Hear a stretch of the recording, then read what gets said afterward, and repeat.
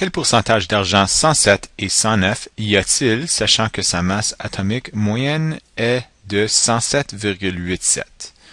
Puisqu'on est en train de calculer avec une masse atomique moyenne, ce serait bien de commencer avec la formule de la masse atomique moyenne. Alors, on était juste en train de calculer une moyenne pondérée. Alors, la façon qu'on calcule une moyenne pondérée, c'est la proportion fois la masse, plus la proportion fois la masse de chacun des éléments présents. Dans ce cas-ci, on a seulement deux éléments, l'argent 107 et l'argent 109. Et on peut remplacer par des valeurs connues.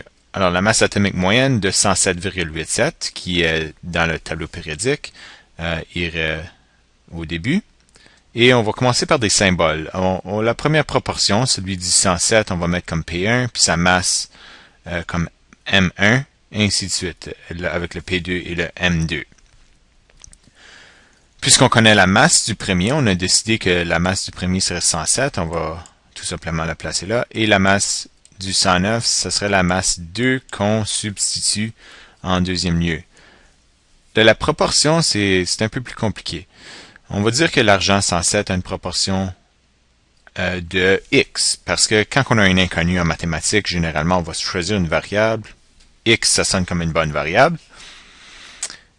Et on va la remplacer dans notre équation.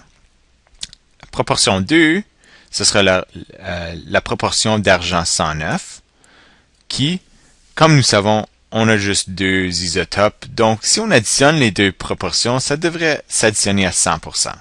D'accord? Si, par exemple, on avait 40% d'argent 107, on pourrait dire que le reste, 60%, serait l'argent 109. Alors, on va juste simplifier ça ici. Alors, au lieu d'avoir 100%, on va le transformer en décimale qui nous donne 1. Ici, on voudra peut-être simplifier parce qu'on veut savoir c'est quoi P2. Alors, si on isole P2 dans celui-ci, P2 sera égal à... Alors, quand on envoie le P1 de l'autre côté, ça nous donne 1 moins P1. Et on va remplacer ça dans notre formule. Puis comme nous savons déjà, P1, c'est la même chose que X. On a décidé de dire que c'est la même chose. Alors, au lieu de P1, on va mettre X. Alors, 1 moins X. Là, on a une variable seulement. Au début, si on avait P1 et P2, deux variables, on ne pouvait pas résoudre. Mais là qu'on a seulement une variable, X puis X ici, alors on peut le résoudre. La première chose à faire, c'est remarquer qu'on a un binôme ici. Alors, on va multiplier. Alors, binôme fois monôme, il faut faire la distributivité. Alors, on va faire le 1 fois le 109, puis le moins x fois le 109, qui nous donne 109 moins 109x. Puis le reste, il est resté pareil. 107 fois x, c'est juste 107x, puis la masse moyenne n'a pas changé.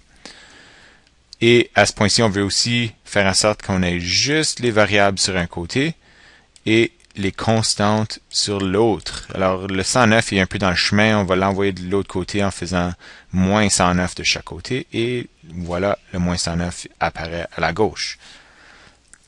On soustrait 107,87 moins 109 et le 107x moins 109x. Alors, ça nous donne deux chiffres négatifs. Celui-ci, moins 1,13. Et puis, le 107x moins 109x moins 2x. On divise de chaque côté par la valeur qu'on ne veut pas, le moins 2 ici.